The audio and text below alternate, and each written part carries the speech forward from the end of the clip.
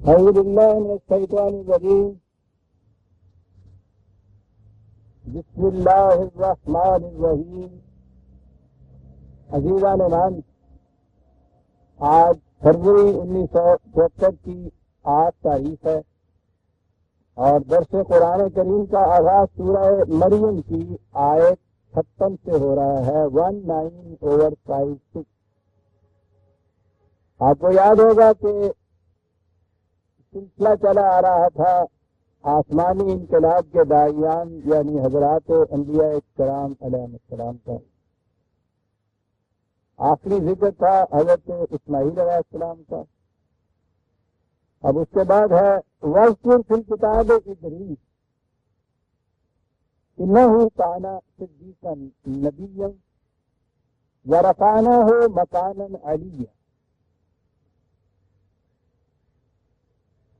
حضرت ادریس علیہ السلام کا نام قرآن کریم میں صرف 2 مقام پہ آیا ہے اور ان کی تفصیل کوئی نہیں قرآن میں دی.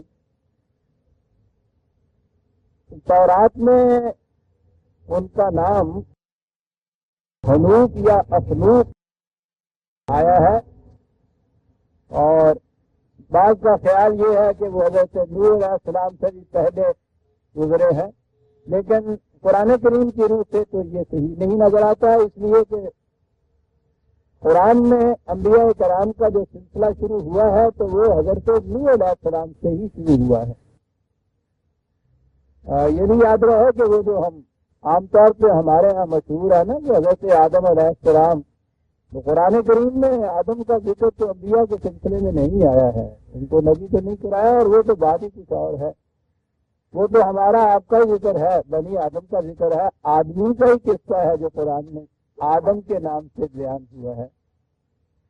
تو وہ نہ تو وہ ابو البشر ہے اور نہ ہی تفریحی طور پہ قرآن کریم نے انہیں نبیوں کے زمرے میں شمار کیا ہے. تو حضرت نوح علیہ السلام سے ہی سلسلہ شروع ہوتا ہے قرآن کریم میں انبیاء کرام کا. حضرت ادریس کے متعلق چونکہ کچھ کہا نہیں گیا قرآن میں، اس لیے ہم نہیں بتا سکتے ان کا ذکر کیا ہے. ایک ہی بات ہے کہ جس سے ان کی بھی ہمارے ہاں خاص طور پہ اہمیت بتائی جا رہی ہے اور وہی ہے جو مغالطہ ہے. رفعناہ مکانا علیہ. بائبل میں ہے کہ اللہ تعالیٰ نے حنوف کو آسمان پر کی طرف اٹھا لیا تاکہ وہ موت کو نہ دیکھے. ہمارے ہاں بھی بھائی وہ تو تورات میں جو قصہ آیا تو وہ تو آنا تھا ادھر، تو ادھر بھی آ گیا. ہماری کتب تفاسیر میں بھی ایک روایت کی روح سے، وہ تو ہمارے یہاں جو تصویر بھی پہلے لکھی گئی انہوں نے تو پہلے روایت درج کر دی نا، وہ ایک روایت کی روح سے یہ سمجھا گیا. حضرت ادریس علیہ السلام، ملاحظہ فرمائیے کیا کیا باتیں کہانیاں ہمارے یہاں آئی ہوئی ہیں. حضرت ادریس علیہ السلام وہ مرنا نہیں چاہتے تھے تو ان کا دوست تھا ایک فرشتہ، اس نے کہا کوئی بات نہیں میں تمہیں لے جاتا ہوں کہیں. تو وہ ان کو چوری چھپے 4تھے آسمان پہ لے گیا. تو پیر سے ملک الموت آ رہا تھا انہیں کی جان قبض کرنے کے لیے. تو ادھر سے جو اتر رہا تھا تو اس نے دیکھا وہ راستے میں مل گیا. اس نے کہا موت ہوگی، میرا آدھا راستہ بچ گیا. تو انہوں نے وہی وہ ملک الموت نے وہی پکڑ لیا ان کو. کیا کیا کہانی ہے وہ جو ہمارے یہاں ہے نا، پنجابی کہہ گا موسیٰ نہ تھا موت تو اب یہ موت کھڑی ہو، موسیٰ نہیں. وہ گل ہے کہانیاں ہمارے ہاں. اس کے لیے بس انہیں تو کوئی چنتا چاہیے جس سے وہ پل بنائے تھے، ہاتھی گزارے. وَرَفَعْنَاهُ مَكَانًا عَلِيًّا یہ آیا. اب لفظی ترجمہ کر دیا ہم نے، اٹھا لیا اس کو مکاناً علیہ، بہت اونچے مکان کی طرف. مکان کا لفظ آیا تو مکان آ گیا علیہ. حالانکہ قرآن کریم میں اور خود عربی زبان میں یہ الفاظ مدارج کی بلندی کے لیے آتے ہیں. اور رفعت مدارج تو ہمارے ہاں بھی کہتے ہیں، رفیع الشان بھی ہمارے ہاں کہتے ہیں۔ یہ وہی چیز ہے، مقام جسے آپ کہتے ہیں وہ خاص پیش اور جگہ کا نام نہیں ہوتا، مقام بلند، اس کے مقامات بڑے بلند ہیں، یہ چیز بھی ہمارے ہاں رائج ہے۔ تو بلندی مقام کے معنی یہ نہیں ہوتا کہ وہ کوئی مینار ہوتا ہے جس کے اوپر کسی کو پہنچا دیا جاتا ہے، وہ تو مدارج کی بلندی جو ہے اسی کا ذکر ہے۔ تو قرآن کریم نے ان کے متعلق تو جیسے پہلے انبیاء کے متعلق کہا تھا صدیقا نبیہ، اور وہ کہا رفعناہ مکانا علیہ، ان کے مدارج بڑے بلند تھے۔ اتنی سی بات تھی اور جسے افسانہ کر دیا۔ اصل میں یہ چیز جو ہے وہ جو حضرت عیسیٰ علیہ السلام کے متعلق چلا آ رہا تھا نا، ایمان، وہ ہمارا عقیدہ یا نظریہ، اور وہ تھا بل رفع اللہ الیہ، وہی ایک آیت کے 4 ٹکڑے، وہ جس بنیاد کے اوپر پھر اتنی بڑی عمارت استوار ہو گئی۔ حضرت عیسیٰ علیہ السلام کو بھی آسمان میں اٹھایا گیا، وہاں زندہ ابھی تک ہیں۔ جب زندہ رکھا گیا تو پھر ان کو ابدی طور کے اوپر کسی طرح وہاں زندہ تو رکھا نہیں جا سکتا تھا، پھر ان کو واپس زمین پہ اتارا گیا، نزول حضرت عیسیٰ علیہ السلام ہوئے، پھر وہ تشریف لائیں گے۔ اب جو آنا کا قصہ ہوا تو پھر یہاں وہ کڑیاں وہاں سے یہاں تک چلیں اور وہ آ کے تو قادیان کے مینار کے اوپر ختم ہوئی۔ وہ مینار جو مرزا صاحب کی موت کے بعد بنا تھا، اس پہ منارۃ المسیح لکھا ہوا ہے، کیونکہ ہمارے ہاں یہ ہے نا کہ حضرت عیسیٰ علیہ السلام جب نازل ہوں گے تو آسمان سے تو وہ اتر آئیں گے دمشق کی مسجد کے مینارے تک، اور وہاں آ کے پھر کہیں گے کہ اب سیڑھی لاؤ۔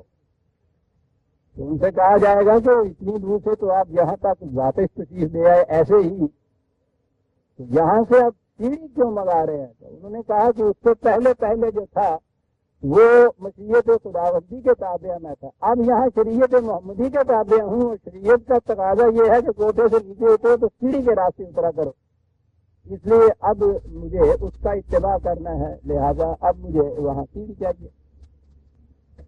یہ جتنے تصورات ہیں عزیزان من، اس کی تہ میں ایک ہی چیز ہے، اور وہ چیز ہے کہ جو پیوٹ ہے، نقطۂ ماسکہ ہے، بنیاد ہے سارے دین کی، اور وہ ہے خدا کے متعلق صحیح تصور۔ اصل یہ ہے کہ ہمیں کبھی خدا کے ساتھ تو کوئی واسطہ ہی نہیں ہمیں پڑتا، نہ ہم نے رکھا ہی ہوا ہے، یوں ہی ایک ذہنی سا فرضی سا ہی ہے نا ذہن میں ہمارے ہاں۔ عام طور پہ تو وہ قسم کھانے کے کام آتا ہے، جھوٹی قسم کھانے کے زیادہ کام آتا ہے، جسے قرآن کریم نے قوم عاد کے سلسلے میں آدم نے کہا تھا کہ خدا کو تو تم مانتے ہو، لیکن خدا کو تم نے اپنے ہاں زہریہ رکھ چھوڑا ہے۔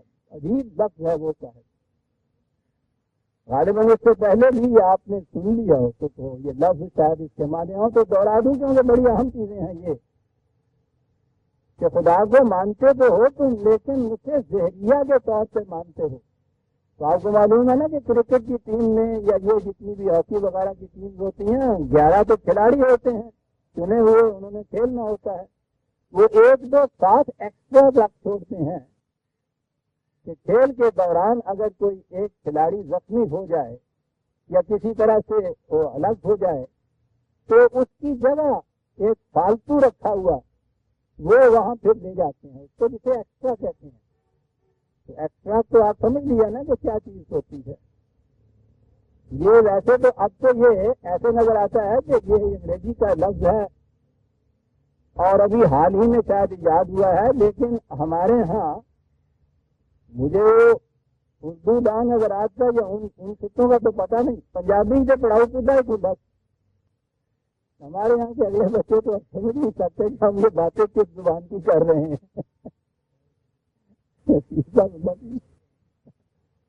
عربوں کے ہاں بھی یہ چیز تھی، جب وہ قافلے میں چلتے تھے سواری کے لیے، سامان کے لیے جتنے اونٹوں کی ضرورت تھی وہ تو ساتھ رکھتے تھے، وہ 2 اونٹ فالتو ساتھ رکھ لیتے تھے کہ راستے میں کوئی اونٹ بیمار پڑ جائے، مر جائے، کوئی ایسی صورت پیدا ہو جائے تو اس وقت پھر کیا کیا جائے، تو وہ اسٹینڈ بائی جو رکھا ہوتا تھا ساتھ ان کے وہ لے جاتے تھے کہ ایسے وقت میں جب کوئی اصل چیزیں جن پہ دار و مدار ہے نا وہ فیل ہو جائیں، ناکام ہو جائیں، تو ایسے وقت میں کوئی ایک اس قسم کا فالتو رکھنا چاہیے جو ایسے وقت میں کام دے جائے. نرد تھا روڑا رکھنے والی گاڑی نہیں کہنے، اسے کہتے تھے عرب اپنے ہاں جوہریہ.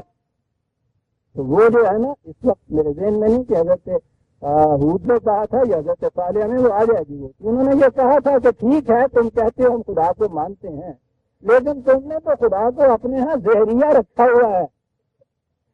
کام لینے کے لیے تو اور چیزیں ہیں، لیکن جب ہر تمہارا ہروا، ہر سامان، ہر سبب، ہر ذریعہ وہ فیل ہو جائے تو وہاں پھر خدا کو لے آتے ہو. تو لحاظ میں کیا تھوڑا جہا ڈنگ پہ ڈبا جا، تھوڑا جہا ڈنگ ڈباؤ. یہ زیادہ اچھا کرتی ہے.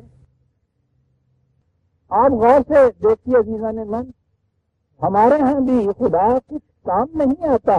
ذہن نہیں ہے کوئی چیز کہ جب سب طرف سے نہ مایوسی ہو جائے، نہ امیدی ہو جائے، کوئی ذریعہ اپنا باقی نہ رہے، تو پھر اللہ کی طرف سے توجہ ہوتی ہے کہ یا اللہ تو ہی کچھ مددگار، یعنی تو ہی کچھ مددگار ہو، باقی کی باتیں وہ تو فیل ہو گئی. دیکھو تو ہی نہیں کسی ہوتی جا رہی ہے، تو ہی سمجھ. ورنہ دین میں اصل چیز جو ہے وہ خدا کا صحیح تصور ہے. یہی ہے بنیاد جس سے یہ عمارت دین کی استوار ہوتی ہے. اور یہ جو ہمارے ہاں چیز ہے کہ ہم صحیح دین پہ آ نہیں رہے، تو وہ یہ ہے کہ خدا کا تصور صحیح ہمارے ذہن میں نہیں. اور قرآن کی سب سے بڑی عظمت یہ ہے کہ اس نے خدا کا صحیح تصور دیا ہے. وہ اگر سامنے آ جائے قرآن کی روح سے تو آپ دیکھیں گے کہ یہ جتنی ذہنی ہماری الجھنیں ہیں وہ بھی ساری صاف ہو جاتی ہیں، اور جتنی پھر عملی دنیا کی مشکلات ہیں وہ بھی طے ہو جاتی ہیں، حل ہو جاتی ہیں خدا کے صحیح تصور سے. اتنی سی بات سننے سے یہ بات سمجھ میں آ نہیں سکتی جو میں نے کہا ہے، اس لیے کہ سب سے زیادہ غلط تصور جو ہمارے ذہن میں ہے وہ خدا ہی کے متعلق. وہ جو وہ کہہ دیا ہے کہ بیان نقطہ توحید آ تو سکتا ہے، تیرے دماغ میں بت خانہ ہو تو کیا کہیں. ہمارے دماغ کعبہ نہیں ہے، ہمارے دماغ بت خانہ ہے. اور اتنے پرانے بت ہمارے دماغوں کے اندر متمکن ہو رہے ہیں، وہ خدا کے لیے تو گنجائش ہی نہیں ہے. وہ بڑا غیر واقعہ ہوا ہے. وہ تو اگر اپنے مکان میں کسی ایک کو بھی دیکھ لے تو منہ پھیر کے چل دیتا ہے، وہ نہیں آتا اس کے اندر. صرف تو ظلم عظیم کہ جائے کہ ہم نے اتنے بت پال رکھے ہوں اور جگہ اپنے دماغ کے اندر ان کو متمکن کر رکھا ہو، اور پھر یہ کہے کہ ان میں خدا بھی سما جائے، وہ نہیں آتا. وہ جسے آپ خدا پھر اس طرح کہیں گے اور بتوں کے ساتھ آپ کے ذہن کا تراشیدہ بت ہی ہوگا. قرآن کا عطا کردہ خدا کا تصور نہیں ہوگا. بڑی اہم چیز ہے. ضمن تو یہ بات کہنے کی ہے نہیں کہ میں اس وقت میں آپ کو سمجھاؤں، آتی جائے گی بات ساتھ ساتھ تو میں عرض کرتا جاؤں گا. یہاں جو چیز میں یہ کہہ رہا ہوں وہ اس میں ایک ہے حضرت عیسیٰ علیہ السلام کے متعلق جو چیز ہے نا، بل رفعہ اللہ الہ. یہ الہ جو ہے نا، جو خدا نے اسے الہ اپنی طرف، اس کا ترجمہ ہوا اپنی طرف اٹھا لیا. وہی جو ہمارے یہاں مردے کے وقت، مرنے کے وقت کہتے ہیں ان للہ و انا الیہ راجعون. وہ الہ جو ہے نا، یہ ہے اصل میں بنیاد ہمارے یہاں کے مغالطے کی. یعنی خدا کے متعلق جو غلط تصور ہے اس میں ایک چیز یہ ہے، خدا نے اسے اپنی طرف اٹھا لیا. اب جو ہی ہم نے طرف کہا تو اب خدا کو کسی جگہ رکھنا پڑے گا نا آپ کو. یعنی طرف تو اسی وقت آپ کہتے ہیں نا، شہر کی طرف وہاں ہے نا ایک سمت میں شہر واقع ہوا ہے جس کی طرف جانا ہے. مغرب کی سمت یا مغرب کی طرف وہاں ایک متعین ہے نا جگہ. جب بھی آپ طرف کہیں گے تو اسپیس یا مکان، متعین مقام، اس کے لیے آپ کو تصور کرنا پڑے گا. اب اس کے لیے متعین پھر کیا کیا جائے؟ عرش جو آ گیا تھا قرآن، چلیے صاحب وہ عرش کام لے گیا، وہ بن گیا وہ تخت جس کے بادشاہ بیٹھتے ہیں. اب اس عرش کو بھی تو کہیں رکھنا پڑے گا. آپ دیکھیے ایک ذرا سی بات جو تھی نا، خدا کی سن یا خدا کی طرف، وہاں سے پھر وہ کتنی کڑیاں اس کی بنتی چلی گئی. سوریا میرحد دیوار کا پہلی اینٹ اگر غلط رکھی جائے بنیاد میں، آسمان تک دیوار کا جی پھیری جاتی. عرش رکھا، عرش پہ خدا کو بٹھایا. عرش کو اب کسی مکان پہ بٹھانا ہوا تھا، بڑی مشکل پڑ گئی کہ اسے کہاں رکھیں. آپ کو معلوم ہے نا کہ وہ روایت جو کئی دفعہ سامنے آ چکی ہے کہ 7 آسمان ہیں. پہلے تو یہی بات ہے تصور. آسمان اس طرح سے انسان میں ہے نا، ان کے نزدیک یہ ایک ڈل ہے بہت بڑا، شیشے کا جیسے ہوتا ہے، اور ایک آسمان اور دوسرے آسمان کے درمیان وہ 500 میل نہیں گنتے تھے، جیسے لائٹ ایئرز ہوتے ہیں نا سائنس والوں کے ہاں، اسی طرح سے وہ اتنے سال کی مسافت کہا کرتے تھے. ایک آسمان اور دوسرے کے درمیان 500 سال کی مسافت. پھر اس کے بعد دوسرے آسمان اور تیسرے میں، پھر اس طرح سے چلتے گئے 7واں آسمان آ گیا. 7ویں آسمان کے اوپر ہی تو نہیں رکھا انہوں نے. آج میں یہ جو کچھ کہہ رہا ہوں یہ ایک اسے حدیث کہہ کے پیش کیا جاتا ہے، میں تو نہیں کہتا، کیونکہ وہ تو ارشاد گرامی نبی اکرم صلی اللہ علیہ وسلم کا سمجھا جائے گا. یہ تو ہو ہی نہیں سکتا کہ حضور نے ایسا ارشاد فرمایا ہے خدا کے متعلق. 7ویں آسمان کے اوپر پھر ایک سمندر ہے، اتنا ہی گہرا ہے. اس سمندر میں 7 پہاڑی بکرے، وہ اتنے اونچے ہیں کہ یہ اتنا گہرا سمندر ان کے گھٹنوں تک صرف آتا ہے پانی، اتنے اونچے ہیں. ان کے سینے کے اوپر خدا کا عرش ہے، عرش کے اوپر خدا متمکن. یہ سارا کچھ اس لیے کہنا پڑا کہ خدا کے متعلق ذہن میں آیا کہ کسی مقام میں اس کو ہی، بس یہ ہے بنیادی تصور غلط. وہ جو کہتا ہے ہوگا معکوم ہے نا معقول، تم جہاں بھی ہو ہم تمہارے ساتھ. اقرب ہے من حبل الورید، تمہاری رگے جان سے بھی زیادہ قریب تر. فائنما تولوا فثم وجہ اللہ، تم کہیں بھی ہو تمہارا رخ خدا کی طرف ہوگا. پہلی بنیادی چیز جو اس نے کہی ہے نا کہ وہ اسپیس جسے آپ کہتے ہیں، مکان جسے کہتے ہیں، اس سے منزہ اور مفرہ اس کا تصور ہے. زمان اور مکان دونوں سے، هو الاول والآخر والظاہر والباطن. ٹائم اینڈ اسپیس دو ہی چیزیں ہیں جو مادی دنیا سے متعلق ہیں. جس میٹیریل ورلڈ، کنکریٹ ورلڈ جو ہے، اس کا تصور ٹائم اینڈ اسپیس سے آتا ہے. مکان کے معنی، اسپیس کے معنی، یہ ایک جگہ سے دوسری جگہ جو ہم کہتے ہیں، یہ ٹائم ایک وقت سے دوسرا وقت. یہ دونوں چیزیں مادی دنیا کی ہیں، محسوس دنیا کی ہیں. وہ اس محسوس دنیا سے ماورا ہے خدا کا تصور.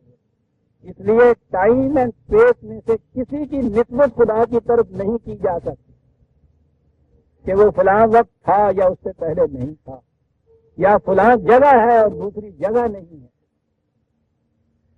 یہ جو تصور ہے خدا کا، وہ میں اب کروں گا کہ قرآن کریم آگے چل کے وہ بتائے گا کیا پھر کہ تصور کس قسم کا ہے. لیکن وہ تو یوں ہی اس وقت سمجھ لیجیے مثال کے طور پہ، جیسے آپ کو یہ معلوم نہیں ہے کہ جان آپ کی کہاں ہے. جسے آپ کہتے ہیں تو رگے جان بھی، وہ تو یہ خون کے دوران کی بڑی نالی کا نام ہے، دوران خون کا نام ہے زندگی سے. یہ تو زندگی کی نشانی ہے. صرف آپ کو معلوم ہے آپ کے جسم میں جان کہاں ہے، اور جان کے بغیر تو آپ بھی موجود نہیں، آپ ہو ہی نہیں سکتے، آپ کا وجود ہی نہیں ہو سکتا جان یا لائف کے بغیر. لائف کے متعلق آپ کبھی نہیں کہہ سکتے کہ وہ کہاں ہے. چھوٹی سی مثال ہے. تو یہ کہا جائے نا کہ یہ بات سمجھی کیسے جائے کہ وہ ہر جگہ ہے اور ہمیں معلوم بھی نہیں ہوتا. وہ ذرا سی بات سمجھنے کی ہے. بتائیے کہ آپ کی جان کہاں ہے. اگر جگہ کا تعین ضروری ہے تو وہ تو جب نکل جاتی ہے اس وقت بھی پتہ نہیں چلتا. یوں ہی ہم نے تصور کر رہتا ہے کہ ایک روح سی ہے، ہوا سی وہ بیچ سے نکل جاتی ہے. کہ یہ سارے تصور غلط ہیں۔ ہم تو لائف کے متعلق نہیں سمجھ سکتے، جان کے متعلق نہیں سمجھ سکتے، یعنی متعین جگہ اس کی نہیں کر سکتے، احساس ہمیں اس کا ہے کہ ہے۔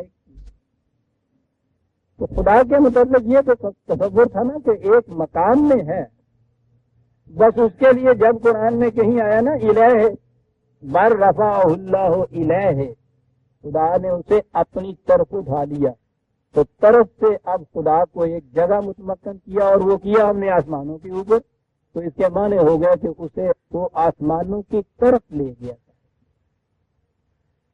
یہی تصور ہے جس کی بنا پر اس آیت کے حوالے سے پھر ساری وہ روایات جو جتنی بائبل وغیرہ میں تھی، وہ تو انجیل کا تصور ہے نا، حضرت عیسیٰ علیہ السلام کے آسمان پہ زندہ چلے جانے کا تصور، اور ان کے ہاں تو تصور ہونا چاہیے تھا۔ وہ تو حضرت عیسیٰ علیہ السلام تو انسان یا بشر تسلیم ہی نہیں کرتے۔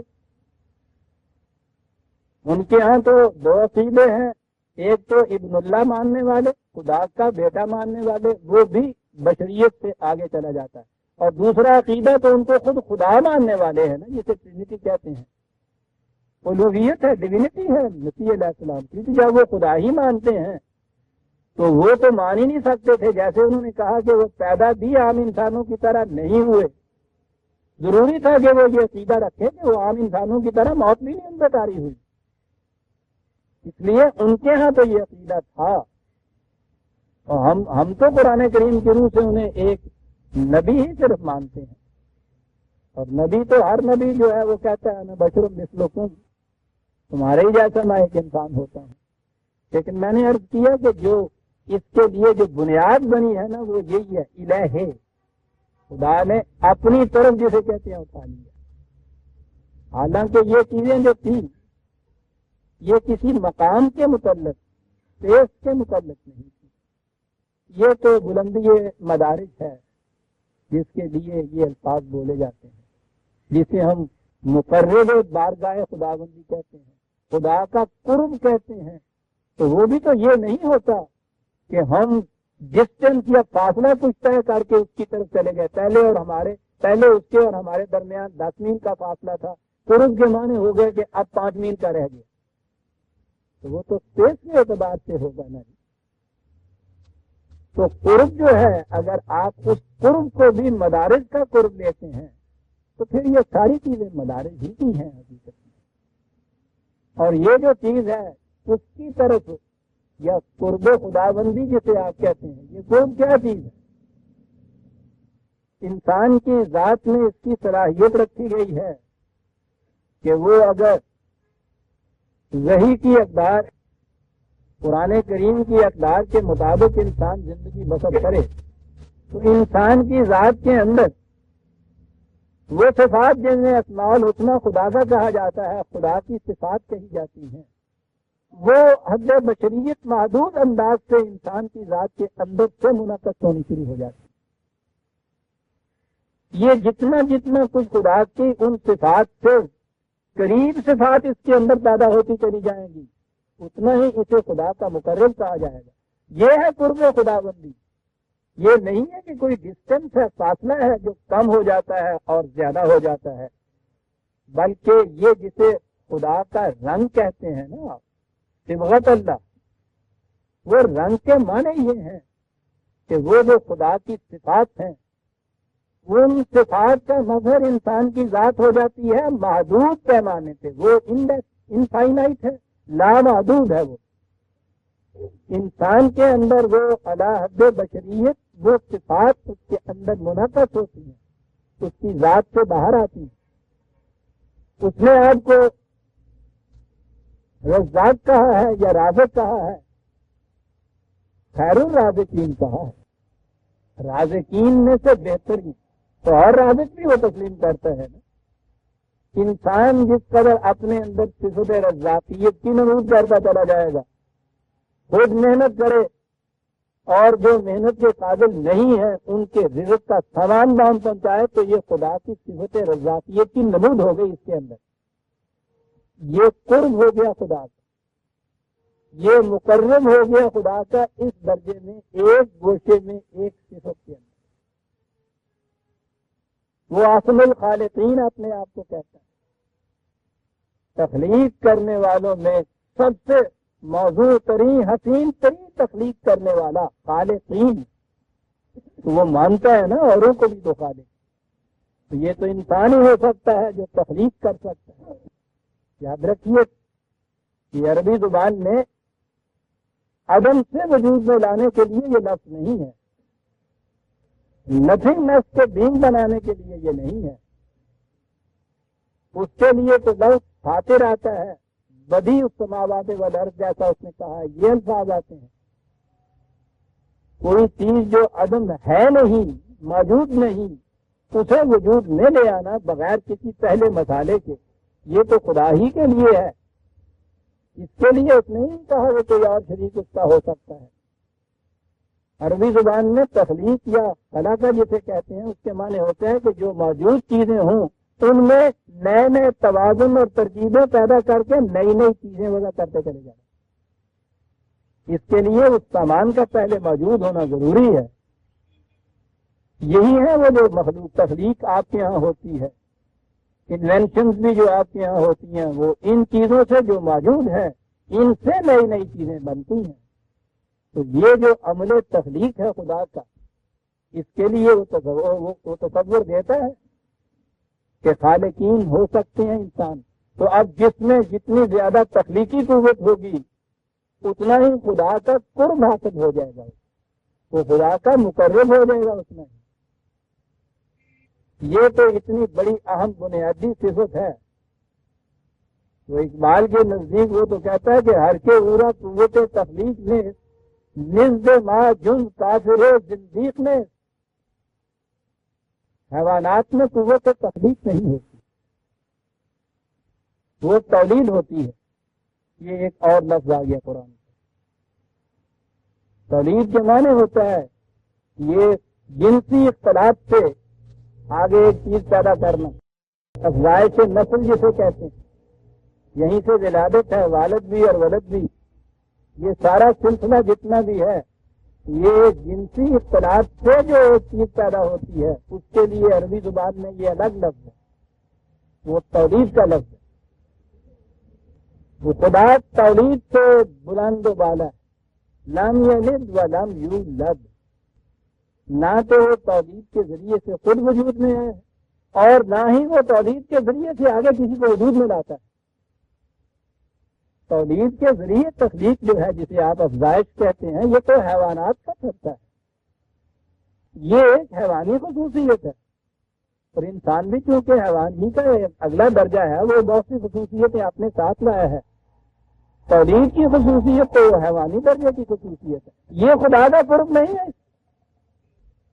وہ تو لم یلد ولم یولد ہے. قرب خداوندی تخلیق سے آئے گا، حیوانات میں نہیں ہے تخلیق. یہ انسان کی خصوصیت ہے.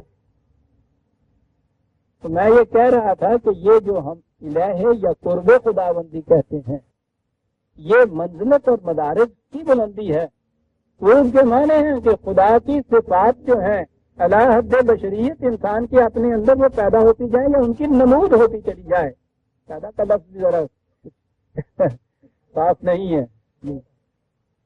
یہ ان کی نمود ہونی جو ہے یا ان کا عکس باہر آنا جو ہے یہی بہتر لفظ ہو سکتا ہے، کیونکہ پوٹینشیلی تو یہ ذات کے اندر ہوتی ہیں، مضمرات ان کے تو ہوتے ہیں، یہ مشہود طور پہ باہر آنی ہوتی ہیں، مینیفیسٹیشن ان کا ہوتا ہے. پھر یہ باتیں بھی کچھ اور ہی ہو گئی، مجھے معاف رکھیے گا. میں کہہ یہ رہا تھا کہ خدا کے متعلق جو یہ تصور پہلے ذہن میں آیا نا ہمارے کہ وہ کسی مقام کے اندر متمکن ہے، وہاں سے یہ ساری باتیں ہمارے ذہن میں آئی. قرب خداوندی بھی یوں آیا، یہ الہ بھی یہ چیز آئی. اب یہ قرب خداوندی جس کا نام ہے خدا کے قریب ہونا، میں نے عرض کیا کہ اس کے معنی تو یہ تھے، لیکن یہ حضرات جنہیں ہم مقربین بارگاہ خداوندی کہتے ہیں ان کے تو آپ روز صبح دیکھیے وہ کہیں گے، وہ تو کہتے ہیں ہم تو ہر رات خدا کے ساتھ ہوتے ہیں، اس کی محفل میں ہوتے ہیں. وہاں سے جا کے پھر یہ آکام لاتے ہیں، وہاں سے دستخط کرا کے لاتے ہیں اور جو سب سے زیادہ مقرب بننے کا مدعی تھا اس نے تو بتایا نا کہ میں جب اس درخواست پہ میں نے دستخط لیے اللہ میاں سے تو وہ انہوں نے جو پین اپنا قلم اٹھایا تو وہ ان کے الفاظ میں سرخ سیاہی کا قلم روشنی سرخ سیاہی. ہاں جی یہ ہماری آپ کی زبان تھوڑی ہے, یہ تو بعد میں بالا کی زبان ہے. تو انہوں نے وہ لگے دستخط کرنے کے لیے تو قلم چھڑکا, اس قلم کے چھڑکنے سے جو چھینٹے پڑے تو یہ ساتھ لے گئے تھے اپنے اللہ جتا پٹواری کو, وہ اس کا تھا نا تو مقدمہ, تو وہ اس کے کرتے کے اوپر وہ چھینٹے پڑے ہوئے صبح دکھاتے تھے لوگوں کو اور رکھا ہوا ہے وہ سنبھال کے. سبحان اللہ تعالی عما یصفون, خدا اس سے بڑا بلند ہے جو اس کے متعلق جو لوگ بیان کرتے ہیں. یہ سکون عجیب چیز ہے کہ بظاہر ایسا نظر آئے گا جیسے اس کی صفتیں بیان کی جا رہی ہیں. ان کی اس بیان کردہ صفتوں سے دور ہے, بے زیادہ باز آیا ہو یا خدا ہو ان کو. خدا کا صحیح تصور عزیزان من, کہیں ان کے ذہن میں یہ بات نہیں آتی. ہر جگہ موجود ہونے والا, انسان کی رگے جان سے بھی قریب تر. رگے جان کے معنی یہ صرف یہ حبل الورید ہی نہیں ہے جس کو ہم سارب کہتے ہیں. جان خود اور جان کے متعلق تو آپ کو معلوم ہے, جیسا میں نے ابھی کہا ہے اس کا تو کوئی مقام متعین نہیں ہے. آپ کے جسم میں جان کہاں ہے آپ بتا ہی نہیں سکتے. تو یہ چیزیں جو ہیں خدا کے متعلق اب ذہن میں نہیں آتا.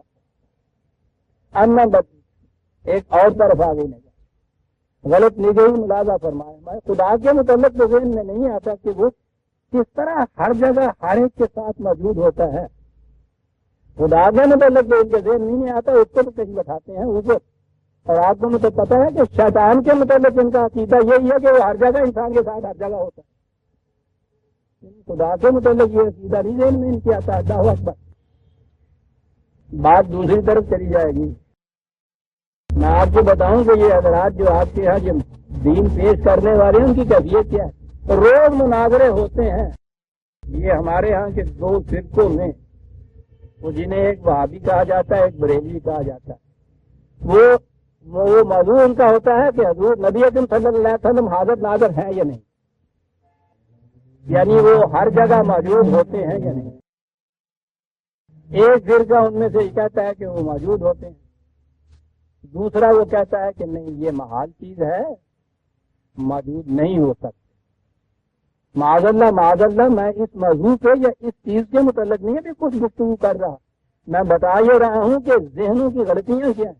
یہ جو سارے دلائل دیتے ہیں نا کہ موجود نہیں ہو سکتے, ان کے متعلق تو یہ دلائل دیتے ہیں کہ نہیں کوئی ہو سکتا. شیطان کے متعلق یہ بھی مانتے ہیں کہ ہر جگہ موجود ہوتا ہے.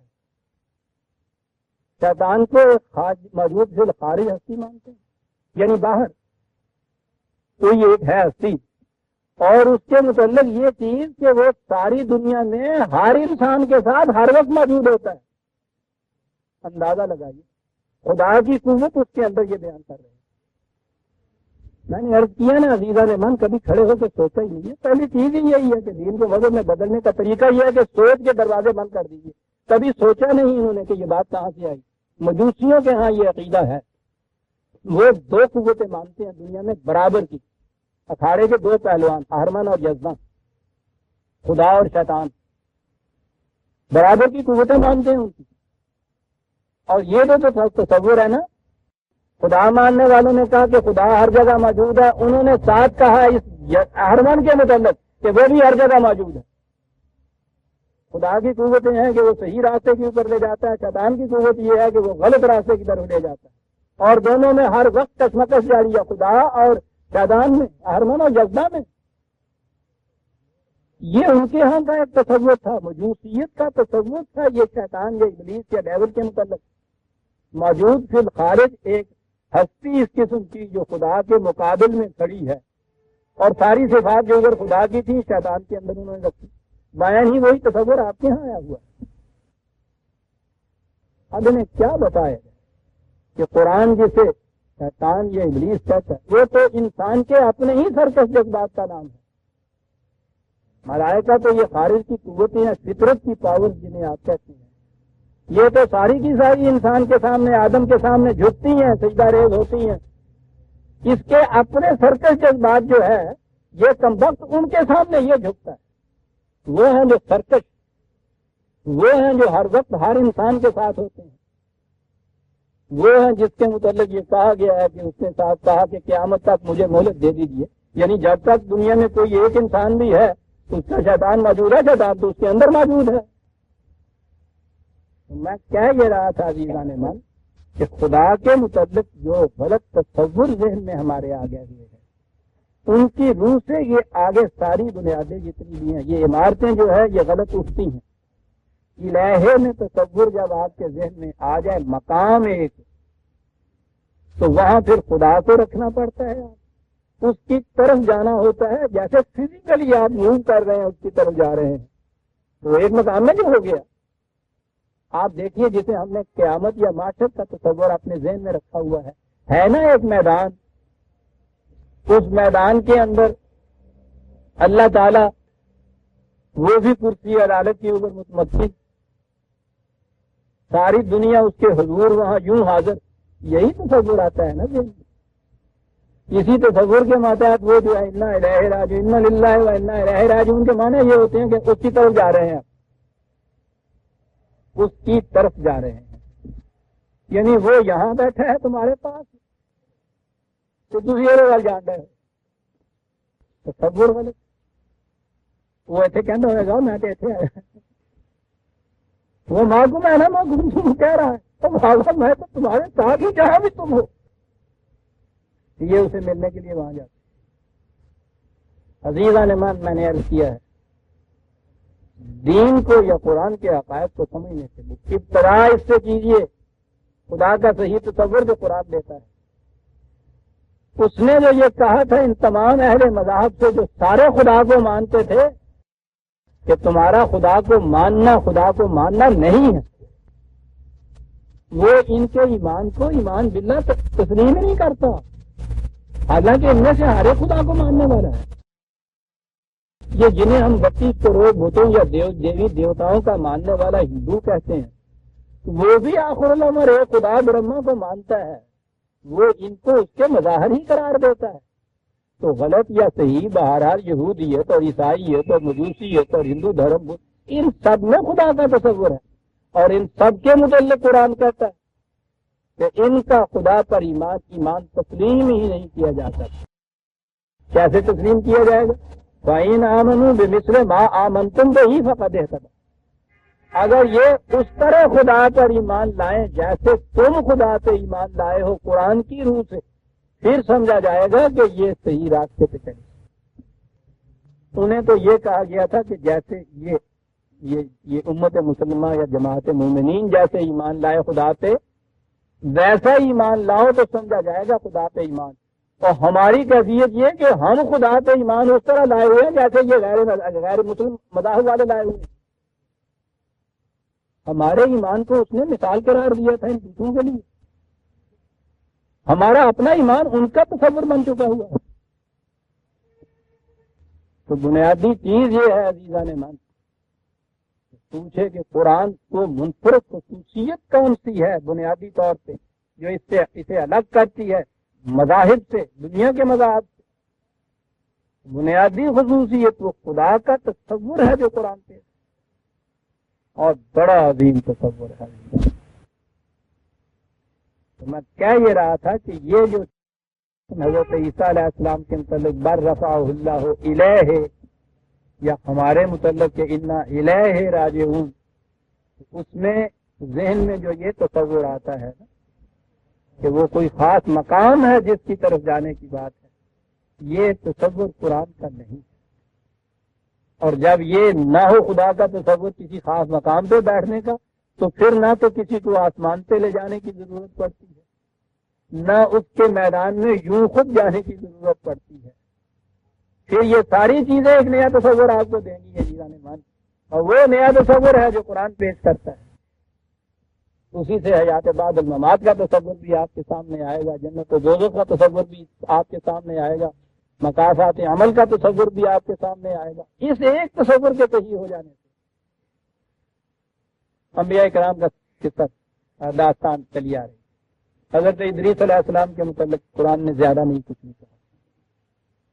ان کے بلندی مدارج کا ذکر اجمالاً کر دیا اور یہاں سے سر 10 ان کا ذکر صراحت کے ساتھ ختم کر کے کہا اولئک الذین انعم اللہ علیہم من النبیین من ذریۃ آدم وممن حملنا مع نوح ومن ذریۃ ابراہیم واسرائیل وممن ہدینا واجتبینا.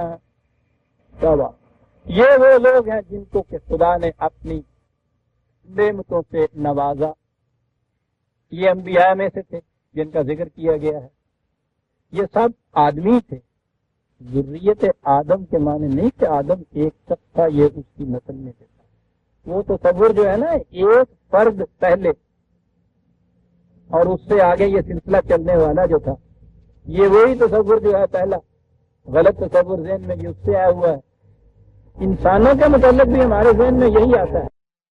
آج تو ہمارے لیے یہ بڑا آسان ہے سمجھ لینا کہ انسان کیسے پیدا ہوتا ہے. بچہ پیدا ہوتا ہے جنسی اختلاط سے میاں بیوی کے مرد عورت کے. وہ ٹھیک ہے تو اس کے لیے ضروری ہے نا کہ مرد اور عورت پہلے موجود ہوں.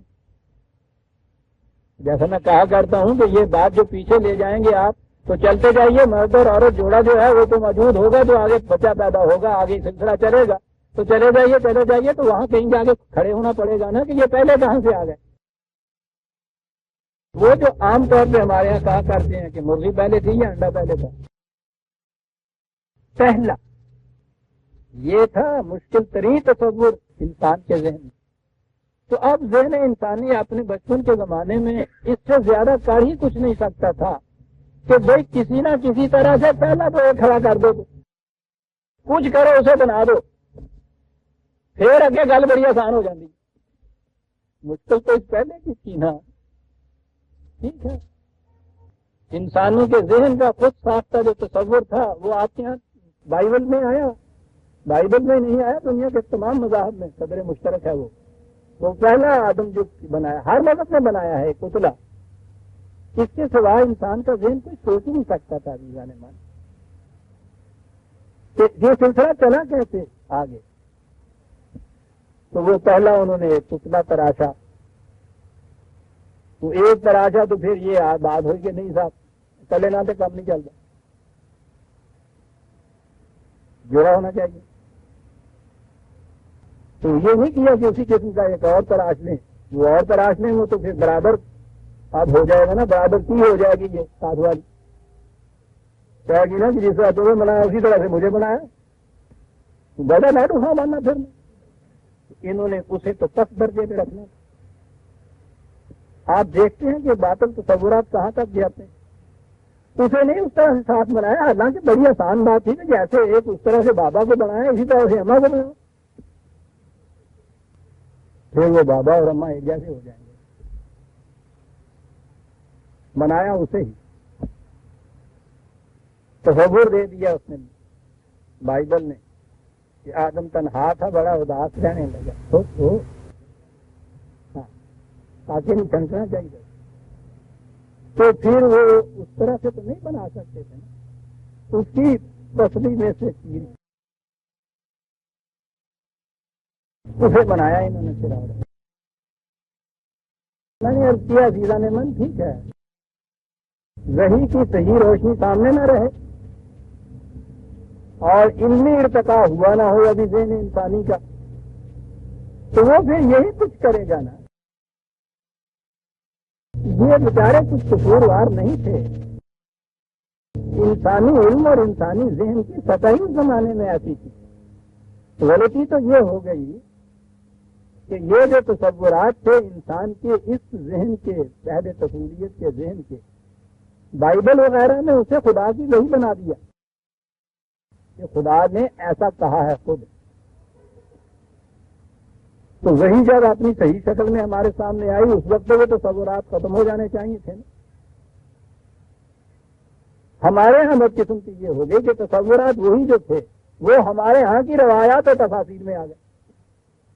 یہ سارے تصور جو ہے نا اس طرح سے پتلا بنا کے چیر کے اور بیچ میں سے نکال کے یہ سارا بائبل کا تصور ہے. لیکن اب یہ قرآن کی تفاسیر ہیں، اور پھر جب یہ کہا جائے کہ یہ تفاسیر حضور نبی اکرم صلی اللہ علیہ وسلم نے بیان فرمائی ہے، اب وہاں آ کے زبان پہ مہر لگ جاتی ہے انسان. نہیں عزیزان میں وہی تصورات اسلام کے یدین سے قرآن سے لیجیے. ان مستعار تصورات کو جب تک الگ نہ کریں گے آپ قرآن پر وحی پر نہیں آئیں. فَمَن يَكْفُرُ بِالطَّاغُوتِ وَيُؤْمِن بِاللَّهِ فَقَدِ اسْتَمْسَكَ بِالْعُرْوَةِ الْوُثْقَى لَا انفِصَامَ لَهَا. پہلے غیر قرآنی تصورات سے کفر اختیار کرو گے تو ایمان آ سکے گا جناب. اگر ذہن میں یہ آپ کے ہے کہ ہم ایماندار ہیں یا ایماندار ہونا چاہتے ہیں، پہلا ٹیسٹ یہ ہے، پوچھو اس بات کو کہ کفر بالطاغوت کر چکے ہیں ہم. یہی وہ چھوٹے سے 3 لفظوں میں لا الہ کہہ دیا نا پہلے، پھر الا اللہ کہا. تو عزیزان امام ہم تو سب ابھی اسی کفر کی منزلوں کے اندر پھر رہے ہیں، طاغوت کی منزلوں میں پھر رہے ہیں. اس سے کفر نہیں برتا ہم نے، وہ تو اس سے کفر برتنے کے بعد یؤمن باللہ آتا ہے. آج تو مشکل یہ ہے کہ پھر یہ مذہب جو باطل ہے اس کی گرفت اتنی سخت ہو جاتی ہے کہ آج اگر ان عقائد کو جو ہمارے قرآن کے نہیں مستعار لیے ہوئے ہیں کوئی شخص کہہ دیتا ہے کہ یہ غلط ہیں باطل ہیں، اس پہ کفر کا فتویٰ لگتا ہے. یعنی باطل سے کفر برتنے والا جو ہے ان کے نزدیک اسلام کی روح سے کافر ہو جاتا ہے. کیا ہے بات؟ خرد کا نام جنوں رکھ دیا، جنوں کا پھر جو چاہے آپ کا اس میں کرشمہ کام کرے. اقتدار فتوے کے ہاتھ میں دے دیجیے، پھر جو جینے ہیں باتیں کرنا چاہیے.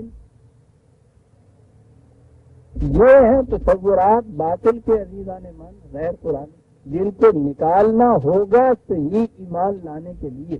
بات ذریت آدم سے ہو رہی تھی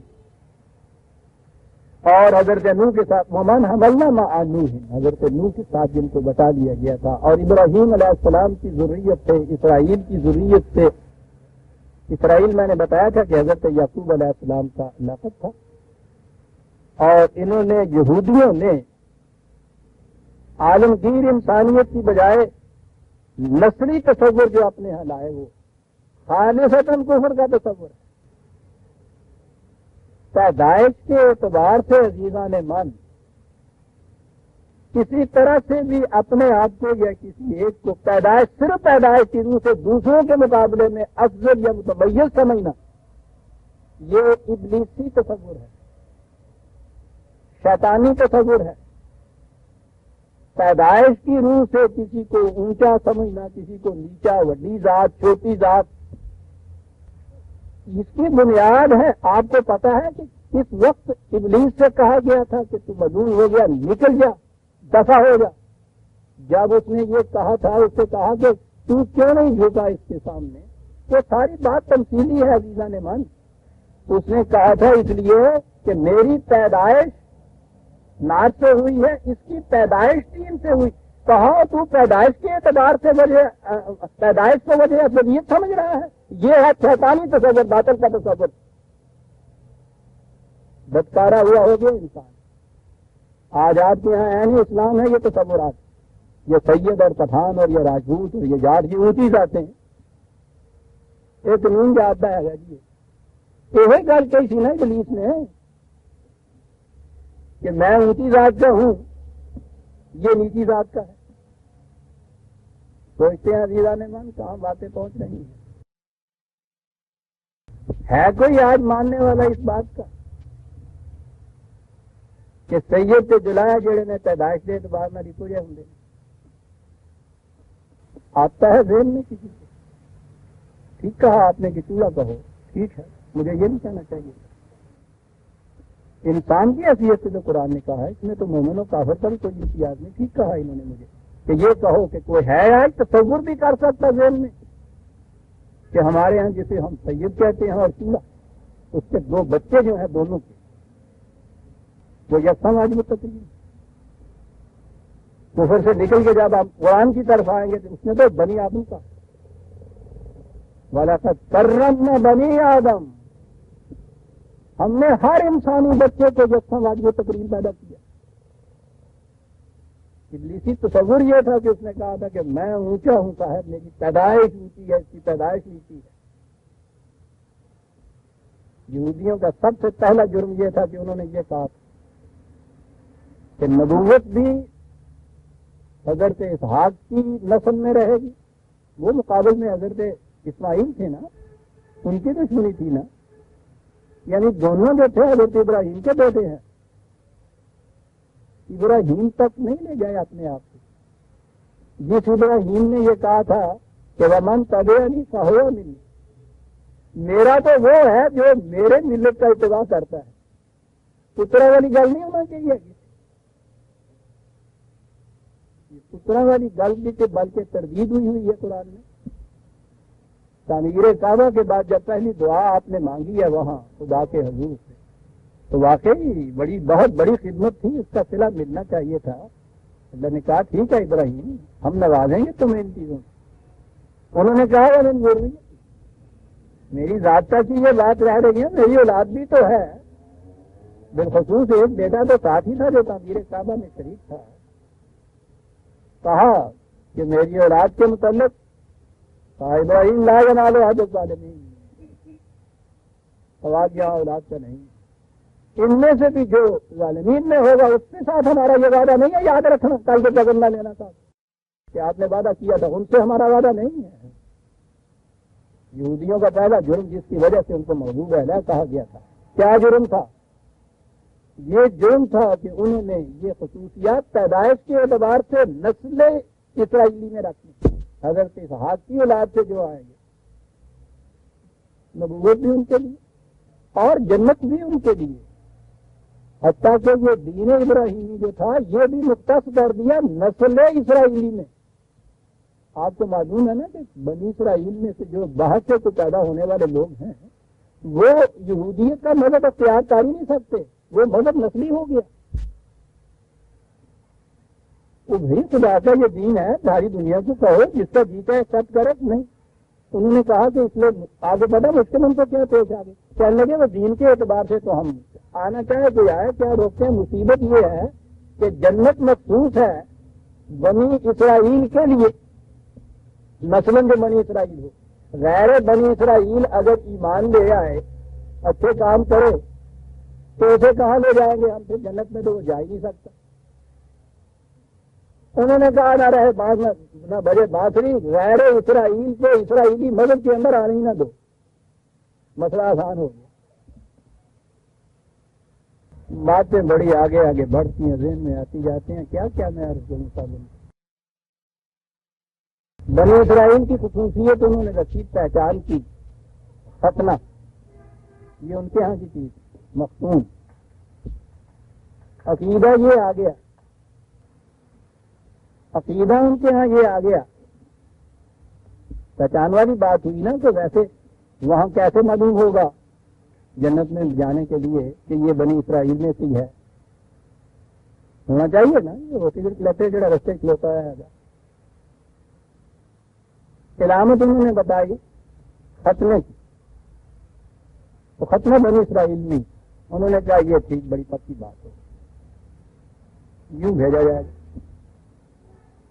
آگے ایک اور کھٹ آ گئی تو بل کہ جی بنی اسرائیل کے ہاں پیدا ہونے والے بچے وہ ایسی بھی صورت ہوتی ہے کہ ختنے سے پہلے مر جاتے ہیں.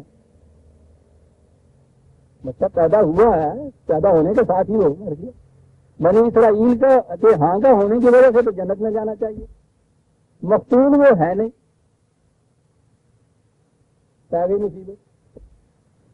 وہ ریلوے میں تو ہو جاتا کہ اس بچے کی ٹکٹ کی ضرورت نہیں. ہوائی جہاز میں تو نہیں ہوتا، وہ تو ایک دن کے بچے کا بھی ٹکٹ مانگتے ہیں.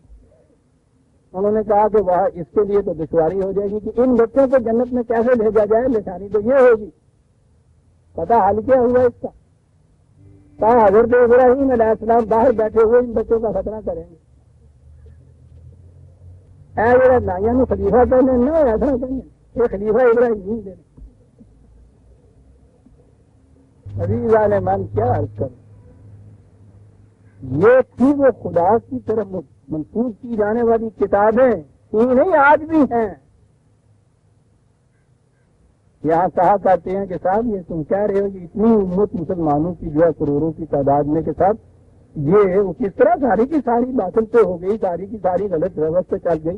ارے بابا ان کو تو چھوڑ دیجیے، کروڑ در کروڑ ان کی آبادیوں سے مسلمانوں سے زیادہ آبادیاں نا عیسائیوں کی، اور ان میں اگر یہودیوں کو بھی ملایا جائے سب کو تم کہتے ہو نا گمراہ اور باطل پہ ہے، وہ تو ہو سکتے ہیں، آپ نہیں ہو سکتے جناب۔ انہوں نے بھی یہ کہا تھا کہ ہم نہیں ہو سکتے، ہم تو ابناء اللہ ہیں، اللہ کی چہیتی ادا۔ انہوں نے یہ تو نہ ضرورت تھی کہ یا اللہ یہ تو شرک ہوگا، انہوں نے کہا اس کے معبود کی معبود امت ہے۔ چل یہ اسرائیل جو کہا، میں نے کہا ہے کہ ذریت ابراہیم و اسماعیل میں سے، اسرائیل میں سے جو قرآن نے کہا، کہ آپ نے غور کیا اس میں کیا بڑی چیز؟ یہودی صرف ذریت اسرائیلی کہتے تھے، قرآن ایک قدم پیچھے لے جا کے ابراہیم تک انہوں نے قرآن نے جب کہا نا تو اب اس میں دیکھیے اسرائیل اور اسماعیل دونوں آ گئے۔ قرآن تو یوں راستے میں سے تخلیق کرتا چلا جاتا ہے، من تردید کرتا چلا جاتا ہے باقی کی چیزوں، وہ من ہداینا واجتبینا، اور ذریت کا سوال ہی نہیں ہے۔ جنہیں بھی خدا نے صحیح راستہ دکھا دیا، جنہیں بھی اس منصب کے لیے چن دیا، اب وہ کیسے ہوں، ان کی ذریت میں سے ہوں یا نہ ہوں، ان کی کیفیت ان کی یہ تھی، خصوصیت یہ بتائی عزیزان نے۔ اذا تتلی علیہم آیات الرحمن خروا سجدا وبکیا، عام ترجمہ اس کا یہ کیا کہ ان کے سامنے جب خدا کی آیات یا قوانین خداوندی پیش کیے جاتے ہیں تو وہ سجدے میں گر جاتے ہیں روتے ہوئے۔ تو یہ چیز جو ہے میں نے پچھلے درس میں بھی عرض کیا تھا کہ یہ واقعی یہ جھکنا یا سجدہ کرنا یہ تو ایک علامت ہے دل کے جذبات کے مظاہرے کی۔ سجدن کے معنی یا بقیہ، پہلے سجدن لیے اس کے معنی یہی نہیں ہے کہ جب بھی یہ چیز سامنے آتی ہے تو وہ جھٹ سے زمین کے اوپر سر رکھ دیتے ہیں۔ ہمارے ہاں تلاوت قرآن کریم میں جو بہت سے قاعدے مقرر ہیں جن کو ادب یا تعظیم کہتے ہیں، تو وہاں یہ چیز ہوتی ہے کہ جہاں اس قسم کی آیتیں آتی ہیں نا، وہ آیات سجدہ جنہیں کہتے ہیں، تو قرآن شریف پڑھتے ہوئے وہاں پہنچ کے ایک طرف رکھ کے تو سجدہ کر دیتے ہیں، اس کو محسوس مظاہرہ ہے۔ یہ جو چیز اس قرآن نے کہی ہے، یہ نہیں کہ ان کے سامنے جب قوانین خداوندی آتے تھے تو یہ لوگ فوراً زمین پہ سر رکھ دیتے تھے، بکین پھر روتے تھے، یہ بات نہیں ہے۔ سجدن تو سر تسلیم ہم کرنا ہے، اطاعت اختیار کرنا ہے، بنیادی معنی اس کے لیے ہوتے ہیں۔ یہ وہ لوگ تھے کہ قوانین خداوندی سامنے آتے تھے، ان کی اطاعت اختیار کرتے، ان کے سامنے سر تسلیم خم کر دیتے تھے۔ اب اگلی بات جو ہے یہاں کہی گئی روتے ہوئے، جس کا ترجمہ کیا گیا، اس ترجمے کی وجہ سے یہ رونا جو آپ کے یہاں ہے یہ تو مقربین بار بار خداوندی کی پہلی علامت بتائی گئی ہے۔ سب سے پہلے تو حضرت آدم جو ان کے یہاں کے بابا آدم، وہ نکلے جنت سے، تو نکلنے کے بعد پھر وہ بگڑ گئے، ایک ہی وہ رفیقہ تھی وہ بھی جدا ہو گئی، تو اب اس کے بعد جو انہوں نے رونا شروع کیا ہے تو ایک مقام پہ پوچھو نہیں، پھر اب آپ کے یہاں تفصیلیں جو آتی ہیں پانے بھی ہیں تو اس دور کے ہیں نا، وہ کچھ لطیف نہیں ہے کہ کھڑے کھڑے روتے رہے تو ایسے وہ گالوں کے اوپر جو گرتے رہے وہ آنسو، تو اس سے ان میں رخساروں میں وہ اتنے گڑے پڑ گئے کہ چڑیوں نے گھونسلے بنا لیے اندر، اور نیچے گھاس اگائی تھی پاؤں کے نیچے سے۔ اور آپ کے یہاں بھی یہ جتنے مقربین ہیں ان کی سب سے بڑی صفت یہ بتاتے ہیں نا کہ روتے رہتے تھے خشیت خداوندی کے روح سے، گریا زاری میں دلا دیتے تھے۔ عزیزان من، یہ رونے کا سوال ہی صرف نہیں، یہ ٹھیک ہے کہ شدت جذبات سے واقعی دل پگھل کر آنسو بن جاتا ہے، لیکن جو بات ہے یہ بقیت نہیں، یہ تو اور بات ہے۔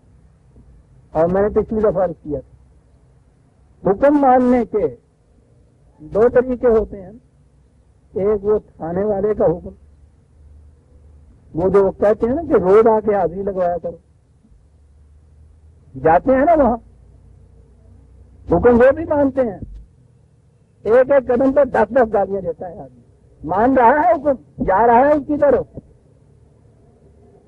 اسے آپ حکم کی تعمیل سے انکار نہیں کہیں گے، تعمیل ہو رہی ہے جو بھی اس کے بلاوے پہ بھی ہو رہی، اور ایک بلاوا آتا ہے حی علی الصلاۃ حی علی الفلاح، ایک اس کا بلاوا آتا ہے لبیک اللہم لبیک، ایک یہ بھی تعمیل ایک چاہتا ہے۔ کیا فرق ہے اس میں جبر کی روح سے انسان جا رہا ہے، اس میں دل کے جھکاؤ کے ساتھ جا رہا ہے، یہ جسے میں نے دل کا جھکاؤ کہا ہے اسے عربی زبان میں بتیجہ کرتے ہیں۔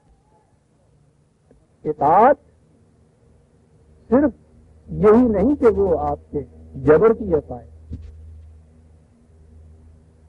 وہ اطاعت کے جس میں آپ کا دل کا جھکاؤ بھی، گداز کن بھی ساتھ، وہ جو پچھلی دفعہ میں نے وہ آیت تلاوت کی کہ آپ کے سامنے جو قرآن نے کہا ہے کہ تیرا رب اس حقیقت پہ شاہد ہے کہ یہ لوگ کبھی مومن نہیں ہو سکتے تا وقت کہ ان کی کیفیت یہ نہ ہو کہ اپنے ہر اختلافی معاملے کو تیرے سامنے لائیں، اور پھر کیفیت یہ ہو کہ جو تو فیصلہ دے دے یہی نہیں کہ اس کو یہ یوں تسلیم نہ کر لے، بلکہ ان کے دل میں بھی اس کے خلاف گرانی کے جذبے پیدا نہ ہو، وہ گران دل میں بھی گرانا گزرے، اسے اطاعت کہا گیا۔ یہ ہے بقیہ عزیزہ نے من، ورنہ اگر آپ اسے صرف یہی چیز لے لیں کہ وہ جب آتی تھی تو وہ کر کے رونے ہی لگ جاتے تھے اور بات نہیں، یہ تو قرآن کریم نے جو ماننے کی بات کہی ہے، مومن کی صفت کہی ہے، پہلے تو اس کو دیکھیے، وہ تو اس کے خلاف جاتی، مومنین کے متعلق ہے نا 25/73 25/73 والذین اذا ذکروا بآیات ربہم، مومن کی صفت یہ ہے کہ جب اس کے سامنے اور تو اور خدا کے قوانین اور آیات بھی لائی جائیں لم یخروا علیہا صما وعمیانا، وہ ان کے سامنے بھی اندھا اور بہرا بن کے نہیں جھکتا۔ مومن کی صفات خدا کی آیات اس کے سامنے کہا جا پیش کر جاتی ہے لم یخروا علیہا، لم یخروا علیہا صما وعمیانا، بالکل نہیں، مومن اندھا بہرا بن کے، جس کے متعلق یہ ہے کہ اندھا بہرا بن کے خدا کے احکام کے سامنے بھی نہیں جھکتا، اس کے متعلق یہ سمجھائے گا کہ جب وہ خدا کے احکام سامنے آئیں گے اور رونا شروع کر دے گا اور جھک جائے گا، رونا شروع کر دے گا نہیں عزیزہ نے من، عقائد کی کیفیت کہ جھکے گا اس کے سامنے دل کے جھکاؤ کو ساتھ لیے ہوئے، گداز قلب کے ساتھ، سر بھی جھکے گا دل بھی جھکے گا اس کا، اور یہی عقائد ہے جو مستقل رہتی ہے عزیزہ نے من۔ جبر کی عقائد تو جس دن ذرا سا جبر اٹھا تو ختم ہوا کس سے، ان کی کیفیت یہ کہا یہ تو یہ تھے جو گزر گئے، اب جگر تھام کے بیٹھو، میری باری آئی یا تہاڈی باری آئی،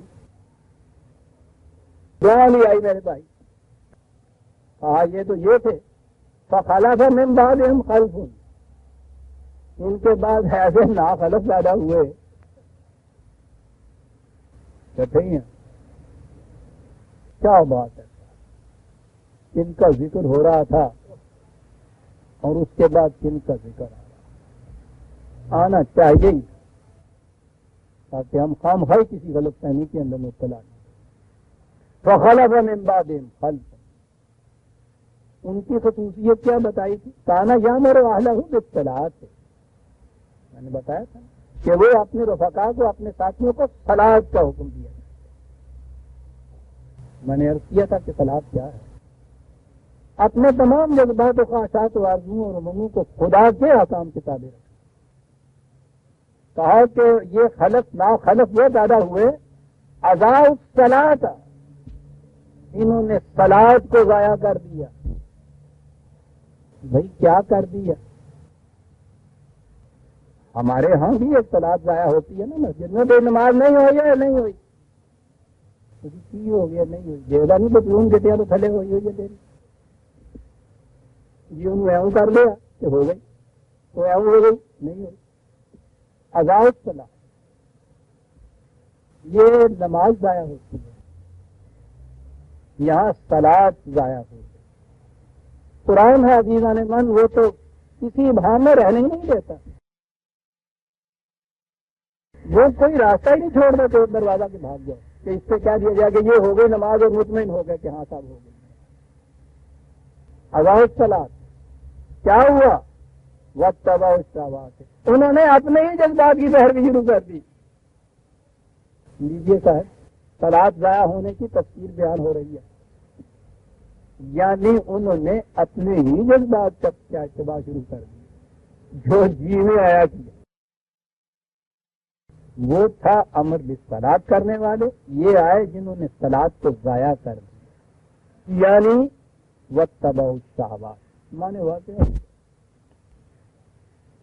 مقصد اپنے ہی مقاصد کا حاصل کرنا ہے۔ نماز پڑھنے سے حاصل ہو گئے جب بھی اپنا ہی مقصد حاصل کرنا، اس کو چھوڑنے سے ہوا جب بھی اپنا ہی مقصد حاصل کرنے سے ہوا، انہوں نے یہ شروع کر دیا۔ لہذا اتباع شہوات، اور قرآن نے دوسرے مقامات پہ کہہ دیا ہے، یاد رکھیے کہ یہ چیز جذبات یا اپنی آرزوؤں کا اتباع یہ بذات خود کوئی بری بات نہیں ہے، اتباع شہوات بغیر الحق ہے، وہاں قرآن نے کہا الحق کو چھوڑ کے اپنے جذبات کا اتباع کرنا، یہ ہے اضاعت صلاۃ، اور الحق ہے قرآن۔ اس کے ساحلوں کی پابندیوں کے اندر رہتے ہوئے چلیے، یہ جوئے رواں ہے، جنت تک لے جائے گی۔ آپ ساحلوں کو توڑ دیجیے، یہی پانی تالاب بن جائے گا، تباہیاں لے آئے گا ساری دنیا کے لیے۔ بغیر الحق کہا قرآن نے، اتباع ہوا جو ہے یہ خطرناک ہے۔ اب اسے تردید ہوگی ساری رہبانیت کی، سارے تصوف کی آپ کے ہاں، کہ جن کے ہاں جذبات کا اتباع بجائے خیش ممنوع ہے، اور وہ زیادہ درگاہ ہونے کے قابل بنا دیتا ہے۔ ترک لذات، ترک شہوات، ترک جذبات غیر قرآنی، جذبات ہی کا اتباع کرتے چلے جاؤ غیر قرآنی ہے۔ اتباع علاوہ بغیر الحق جو ہے یہ ہے غیر قرآنی بات، حق کے تابع رکھتے ہوئے ان کو پورا کیجیے، یہ ہے قرآن۔ واتبعوا الشہوات فسوف یلقون غیا، کہا کہ یہ نزول قرآن کے وقت کی بات ہے کہ اب بھی وقت آ گیا ہے کہ یہ لوگ جو ادھر ادھر بہتے پھر رہے تھے، غیر خداوندی طریقے اختیار کیے ہوئے تھے، اپنے ہی اپنے جذبات کے پیچھے بھاگے پھر رہے تھے، وقت آ گیا ہے اب بھی، ہم نے پھر قرآن کو نازل کیا ہے، خالص وہی اس کے اندر ہے، یہ رسول آیا ہے، اگر اس کا اتباع کر لیں گے تو بچ جائیں گے، اگر اس کا بھی اتباع نہ کیا تو پھر تو کوئی صورت ہی نہیں کی قیامت تب کے لیے ان کے فائدہ ہونے کی، پھر تباہ ہوگا یہ، کیا بات کے بعد تو کوئی اور رسول آنا ہی نہیں، لاسٹ چانس ہے، اور اگر یہ بھی مس کر گئے تو وہ پھر بےحد ہے، مس دی بات جسے کہتے ہیں، یہی بات آخری ٹرین نکل گئی۔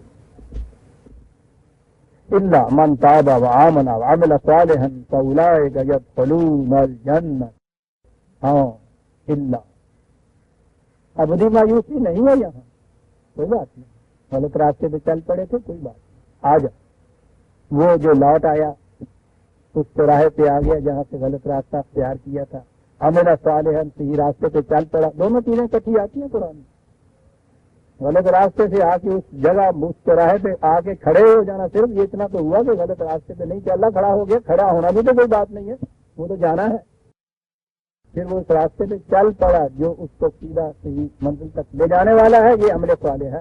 فاولئک یدخلون الجنۃ، پھاٹک کھلا ہوا یہ ہے جو وہ پھر سیدھے جنت کے اندر چلے جائیں گے، لا یظلمون شیئا، ذرا برابر بھی ان کے عمل کے معاوضے میں کمی نہیں کی جائے گی، جنت میں داخل ہو گیا۔ جنات عدن ہے ہمیشہ رہنے والی جنت، ایک جنت آدم کو ملی، ایک ہی لفظ ہوئی تنوں بھر کے بعد بیٹھ گئے، وہ جنت بخشیش میں ملی ہوئی، بڑا فرق۔ اس کے بعد اسے کہا کہ یہ جنت دوبارہ بھی مل سکتی،